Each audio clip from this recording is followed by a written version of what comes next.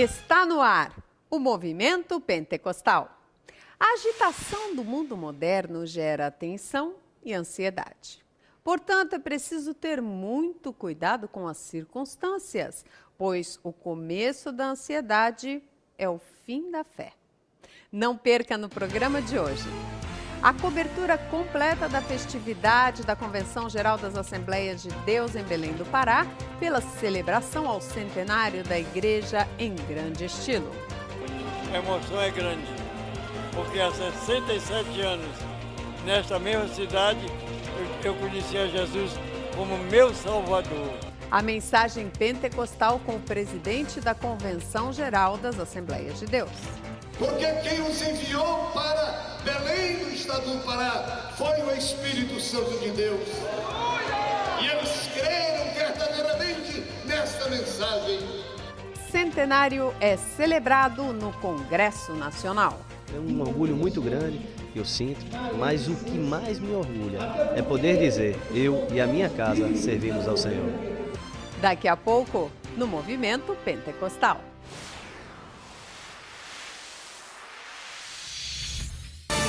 Aprendei a fazer o bem, ajudai o oprimido, fazei justiça ao órfão, tratai a causa das viúvas. Se quiserdes e obedecerdes, comereis o bem desta terra.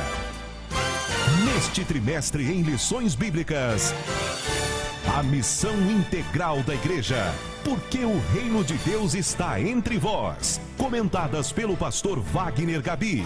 A CPAD possui ainda revistas de escola dominical do berçário até juvenis. Com mais de 80 anos de tradição e aperfeiçoamento constante, as lições bíblicas têm auxiliado na formação de gerações no caminho de nosso Senhor Jesus Cristo. Lições Bíblicas da CPAD. Adquira já nas livrarias CPAD ou pelo 0800 021 7373. Condições especiais para igrejas. CPAD, a editora da Escola Dominical. Ei, você já ficou constrangido por falar o que não devia? E por ficar calado quando deveria dizer algo? Se você já passou por isso, leia Quando Falar na Hora Certa. Aprenda princípios bíblicos para não se arrepender mais das suas conversas. Quando Falar na Hora Certa, adquira nas melhores livrarias ou pelo 0800 021 7373. Um produto com a qualidade CPAD.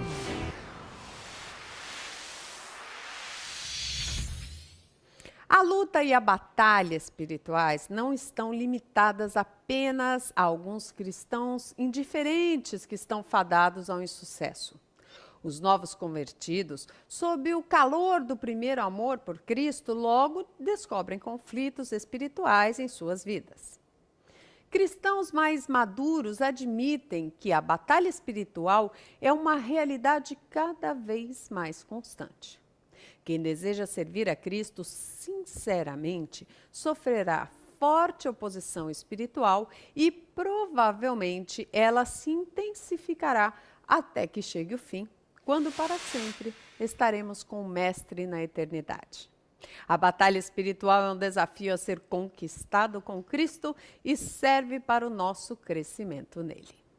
Este é o seu programa Movimento Pentecostal.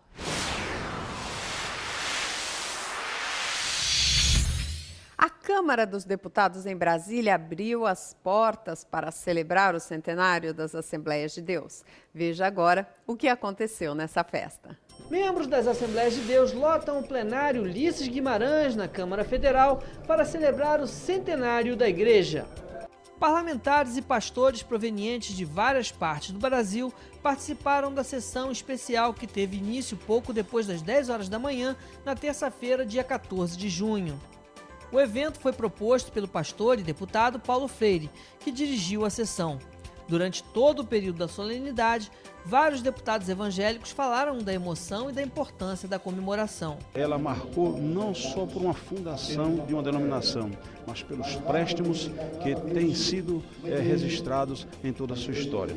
O deputado João Campos presidente da Frente Parlamentar Evangélica, destacou a importância da celebração. A instituição que mais tem prestado uma colaboração de interesse público ao Estado brasileiro, à sociedade brasileira, pela evangelização, pelas ações na área social, na área da educação, na área cultural. É um orgulho muito grande que eu sinto, mas o que mais me orgulha é poder dizer, eu e a minha casa servimos ao Senhor. A sessão solene em comemoração ao centenário das Assembleias de Deus transformou-se num espaço privilegiado para o compartilhar de experiências e testemunhos com Deus. É uma instituição acolhedora, espiritualmente, fisicamente e politicamente, porque eu fui a primeira assembleiana a sair candidata e a ser eleita na minha cidade do Rio de Janeiro. Uma denominação que tem um compromisso com Deus, compromisso com vidas, com famílias, compromisso com o Brasil. O senador Magno Malta ressaltou a influência social da igreja. A Assembleia de Deus surpreendeu o mundo, surpreendeu o país pelo fato de fazer cumprir a Constituição de que todos somos iguais, diante de Deus somos. A Constituição também diz isso, mas só a Assembleia de Deus fez isso valer com verdade. A Igreja Assembleia de Deus entrou em todo o universo, em todo o mundo. E nós temos suecos, brasileiros, japoneses, italianos, alemães pregando o Evangelho. A festa contou com a participação do pastor Manuel Ferreira, presidente da Convenção Nacional das Assembleias de Deus no Brasil, CONAMAD, e o presidente da Assembleia de Deus em Belém, pastor Samuel Câmara. No final da cerimônia, o presidente da CGADB, pastor José Wellington Bezerra da Costa, entregou uma mensagem ao plenário. Nós, Assembleia de Deus, temos muito que comemorar, pois na verdade foram 100 anos de crescimento, de progresso e de ricas bênçãos dos céus.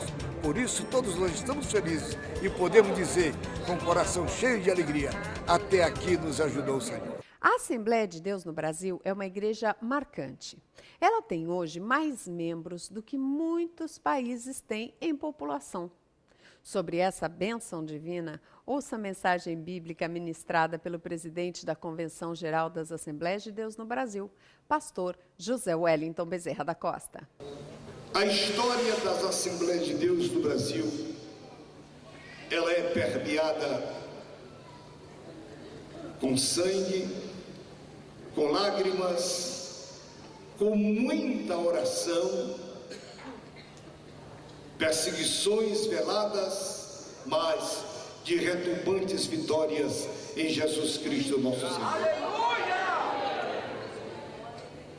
Hoje, nós tivemos durante todo o nosso dia a felicidade de ouvir 4 dos nossos pastores que estiveram conosco fazendo uma reflexão de uma maneira minuciosa sobre o que éramos, o que somos e o que desejamos continuar a ser. Os nossos pais do passado, embora trazendo em seus corações uma chama acesa, Daniel Berg e Gunnar Wingre, em 1910, quando é que chegaram, no dia 19 de novembro, eles não traziam uma fortuna em dólares.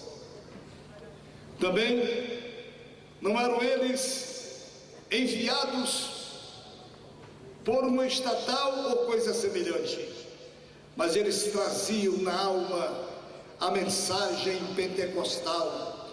O Espírito Santo havia enchido o coração daqueles 2 jovens de um ardor tão grande para ganhar almas para o reino dos céus, que eles deixaram a sua pátria lá na Escandinávia e vieram para o Brasil. Aleluia! Eu tenho algumas vezes dito a algumas pessoas com relação à chegada desses 2 jovens no Brasil. Na época, se foram a eles enviados por uma multinacional com uma representação diferente, certamente que eles, se fossem enviados na direção de um homem ou de uma companhia qualquer, teriam sido enviados na época para a cidade do Rio de Janeiro, que era a nossa capital federal. Mas aprove a Deus enviá-los para a cidade de Belém, no estado do Pará, para fazer cumprir o que disse o apóstolo Paulo, que Deus usa as coisas que não são para confundir as que são. Aleluia! Esses homens chegaram aqui, amados e queridos irmãos, não tinham muito dinheiro, pouquíssimo. Eles não falavam o nosso idioma. Eles tinham certamente outros costumes, porque vinham de uma outra região do mundo, aonde os costumes, a alimentação, enfim, era tudo diferente. Mas aqui chegando, por ordem de Deus, esses homens abriram seus corações, que se tornaram verde e amarelo, e eles suportaram todo o sofrimento do princípio. Imaginem, senhores, quantos quilômetros a pés eles não andaram nesta grande região, enfrentando feras, insetos, índios e aquela acomodação que para eles era tão diferente. Porém, a mensagem do Evangelho que abrasava as almas daqueles dois jovens era muito mais forte. Eles se sentiam num compromisso sério diante de Deus, porque quem os enviou para Belém, no estado do Pará, foi o Espírito Santo de Deus. E eles creram verdadeiramente nesta mensagem. Eu louvo a Deus, irmãos, porque o Espírito Santo ainda continua trabalhando na vida daqueles que abrem os seus corações e os seus tímpanos para ouvi-lo. Deus mandou Jesus em Belém, na Judéia. Deus mandou o Gunavingre para Belém, no estado de Pará. E me enviou para Belém, no estado de São Paulo. Eu glorifico a Deus por isso. Meus senhores, o ministério daqueles dois homens, amados, foi um ministério rico. Eles se debruçavam horas e horas, não somente no aprendizado do nosso idioma, mas no conhecimento profundo da Santa Palavra de Deus. O ministério foi alicerçado em muitas horas de oração e muitos dias de jejum e de uma verdadeira consagração a Deus. Haja vista que quando eles começaram a balbuciar as primeiras palavras em português, o Senhor colocou uma curtinha mensagem em seus corações: Jesus Cristo salva, Jesus Cristo cura, Jesus Cristo batiza com o Espírito Santo, Jesus Cristo voltará para buscar a sua amada igreja. Que bênção essa mensagem! Ela nos dá estímulo para continuar a trabalhar para Jesus e a servir ao próximo.